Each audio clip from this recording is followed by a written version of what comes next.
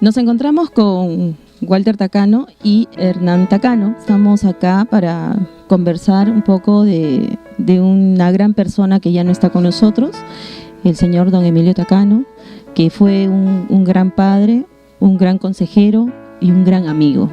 Los recuerdos que tenemos los hermanos, hijos y mi mamá de él son lo más gratificante que podamos tener. Fue un gran padre, muy estricto, muy recto, como deportista y preparador que fue súper legal, muy ceñido a los reglamentos. Eso es lo que nos deja, creo que eso es lo más importante como enseñanza que puede tener un hijo, su perseverancia, su forma de actuar, siempre buscando lo correcto y lo justo. Un poco la anécdota de nosotros con mi padre en la construcción del Ninja. Nosotros estábamos muy pequeños. Un día él llega a la casa y nos dice muy entusiasmado que quería fabricar un auto de competencia simplemente para barrer con el resto. La primera reacción de nosotros fue reírnos, o sea, nosotros decíamos, ¿qué va a hacer, no? ¿Qué va a hacer? Y un día llegamos al taller y vimos un auto estacionado ya medio desarmado. A la semana siguiente ya estaba cortado y empezamos a ver que las cosas, que su idea empezaba a hacerse realidad, ¿no? Y a partir de ese momento fue todos los sábados y domingos en la fabricación del auto. Y bueno, está el Shogun, el Wasabi, que es autos que mi papá arma con Willy Ceballos, ¿no?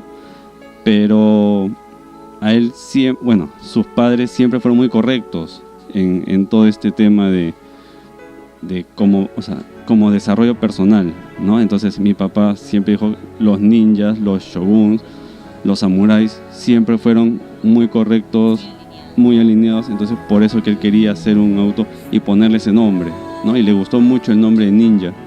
Yo te puedo contar un poco por qué escogió el nombre de Ninja. Él se va junto con Tito de la Flor a Estados Unidos, a Los Ángeles. En esos años, en el año 85-86, aparece en Japón y en Estados Unidos una moto que era la Kawasaki Ninja. Entonces, coincidentemente, se inspira en ese nombre de la moto, pero también era un nombre que tenía que ver algo con lo que es un ninja, ¿no? Es un guerrero sigiloso que trata de hacer su trabajo de una manera eficiente y sin hacer muchos alardes de ella, ¿no? Emilio también no solamente era un gran preparador de motores, de autos, sino que era un buen mentor, ¿no? Te hablaba mucho sobre el automovilismo, te daba muchas ideas de cómo comportarte dentro del automovilismo y cuáles eran tus posibilidades. Por ejemplo, yo quería, cuando estábamos modificando este carro, que todavía no tenía nombre, el Wasabi, era el Toyota me decía, Emilio, vamos a ponerle pues un motorcito como para competir contra el Ninja. Y él me preguntaba siempre, me decía, ¿tú quieres ser cola de león o cabeza de ratón? Y yo me decía, ¿qué me ha querido decir, no? Me dijo, porque primero sitúate, ponte tu posición en el sitio donde debes estar, estás comenzando. Entonces, si vas a querer competir arriba, vas a hacer la cola de león. Pero si comienza más abajo, puede ser la cabeza del ratón. Y efectivamente, el Wasabi se modificó por una categoría de turismo superior, que no eran las condiciones de los autos grandes, pero que finalmente fue la gran competencia del Mazda RX-7 de Eduardo, de Nissan Silvia de Raúl Orlandini. En los rallies yo iba tercero con el carro más chico. Era una buena cabeza de ratón y siempre me acordaba de esas palabras de Emilio. Y también otra de las palabras era la que me decía, hay que usar la sapiencia, me decía, hay que usar la sapiencia. A Eduardo lo llamaba Chachito Velocidad y a mí me decía Juan Sapiencia. Salió un póster alguna época en el mundo del automóvil, sacaron un póster de los carros, el RX-7 de Eduardo con Chachito Velocidad y abajo el Toyota Wasabi con Juan Sapiencia. Para mí es el Yoda del automovilismo, ¿no? Cuando nos acordamos de la Guerra de las Galaxias y el Yoda que era el maestro, el sabio, ¿no? La persona que transmitía a sus pupilos, porque eso es lo que era, tenía pupilos, además de amigos. Y bueno, hemos pasado tanto juntos con él, mi hermano Juan, que tuvo uno de sus carros, el Wasabi, ¿no? Emilio construyó varios carros, además del Ninja,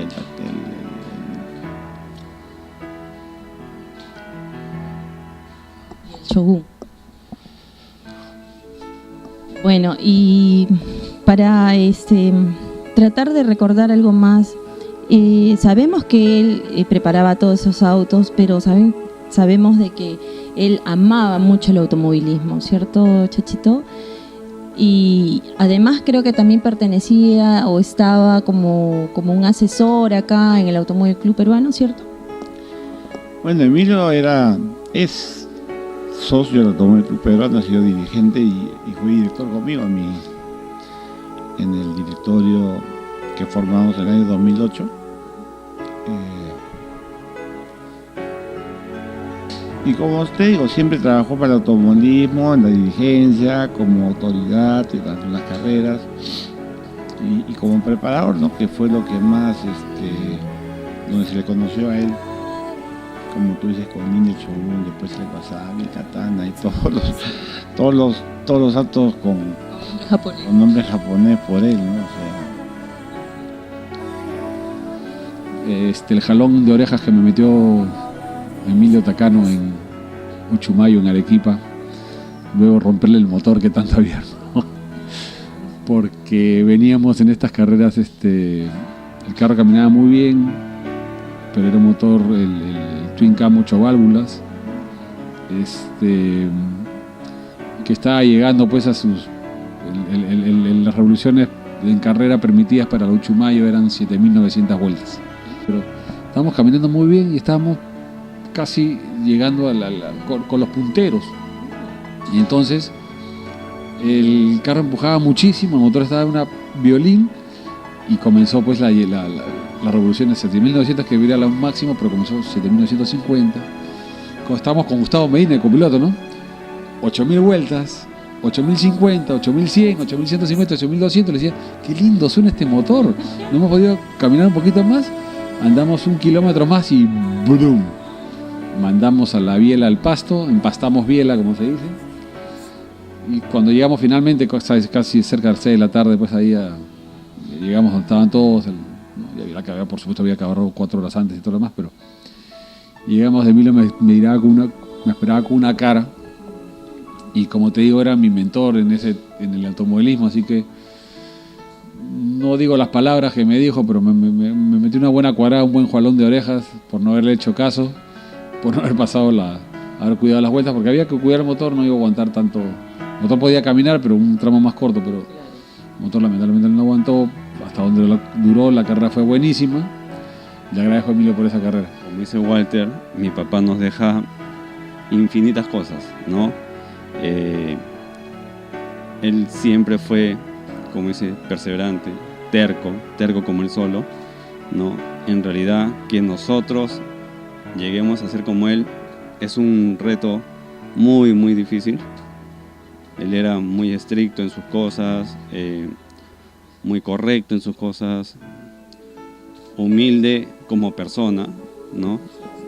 Y apasionado a 1000 por los fierros. O sea, una última anécdota de mi papá fue que camino el Inca el año pasado, él estaba con cálculos renales, igual se fue a dar la vuelta, o sea, y llegó a Lima con los dolores igualito, pero para que vean su pasión por los fierros era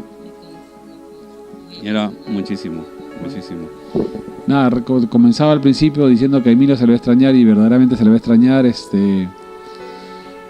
Cuando me llamaba Juaneco, ya llegaste, cualquier cosita, los cafés, las reuniones. Pero bueno, nada, vamos a tener un recuerdo siempre lo vamos a tener presente. Las personas viven mientras que uno los tenga presente, así que Emilio estará con nosotros por mucho tiempo. Solo me queda agradecer nuevamente a Más Deporte Extremo TV. Gracias por la difusión del automovilismo. Gracias por acordarse de mi papi. Eternamente agradecido con ustedes. Nosotros como hijos, mi mamá en casa también muy agradecidos con todos ustedes. Con Taqueo, que no está acá porque quizás moqueaba, pero súper agradecidos con todos ustedes. Muchísimas gracias. Muchas gracias por darnos la oportunidad de compartir, aunque sea unos segundos, de lo que fue la vida de mi papi, ¿no? Les agradezco infinitamente a ustedes, a Más Deporte Extremo TV, y sigan difundiendo todo lo que es el tema del automovilismo.